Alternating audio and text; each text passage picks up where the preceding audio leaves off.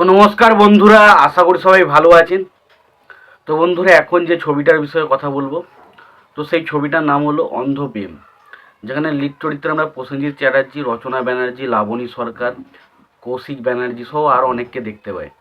তো ছবিটা কেমন ছিল, ছোট্ট করে গল্পটা বলি। যে প্রসেনজিতের ক্যারেক্টারটা, সে সে একজন খুব ভালো ছেলে, সে পড়াশোনায় ভালো, সে সব জায়গায় সবসময় খুশি হাসি খুশিতে থাকতে ভালোবাসে। এবং তারা ঠিক করে একদিন তারা দীঘাতে বেড়াতে যাবে, এবং রচনা ব্যানার্জির ক্যারেক্টারটা তারাও কিন্তু সে একই সঙ্গে দীঘাতে বেড়াতে যায়।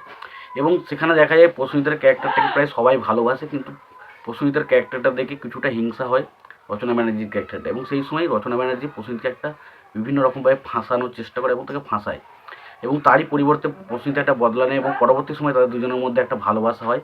এবং শেষ পর্যন্ত তাদের সেই ভালোবাসাটা স্বীকৃতি পাওয়ার জন্য তারা ভালোবেসে গিয়ে বিয়ে করে এবং বাড়ি ছেড়ে পালিয়ে যায়। এবং তারপর তাদের পরিণতি কী হয় সেটা জানতে গেলে অবশ্য সিনেমাটা দেখতে হবে। তো সিনেমাটার প্রথম যেটা পজিটিভ দিক সেটা হচ্ছে সিনেমার গানগুলো। এই সিনেমার গানগুলো বেশ ভালো। এই পাহাড় জানে, এই ঝর্ণা জানে, এই আকাশ জানে, এই বাতাস কেন তোমায় ভালোবাসি, তোমায় বড় ভালোবাসি, গানগুলো খুবই ভালো। বা দীঘা সুন্দরী বলে যে গানটা রয়েছে, গানগুলো ডেফিনেটলি খুব ভালো, প্রত্যেকটা গান খুব ভালো। প্রসেনজিৎ এবং রচনা ব্যানার্জির কেমিস্ট্রি প্রত্যেকটা ছবিতে যেমন লাগে, এই ছবিটাও ঠিক তেমনই লেগেছে।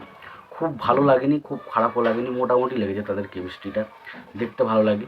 এবং কৌশিক ব্যানার্জি যে ধরনের ক্যারেক্টার প্লে করে থাকে প্রসেনজিতের যে সমস্ত ছবিগুলোতে, এই ছবিতেও তার সেরকমই একটা ক্যারেক্টার আমরা দেখতে পাই, যেখানে কৌশিক ব্যানার্জি একটা ভিলেনের ক্যারেক্টার প্লে করে, এবং যেটা করতে থাকে আর কি মেয়েদের নিয়ে, সেই জিনিসটা তিনি করতে থাকে সিনেমার মধ্যে।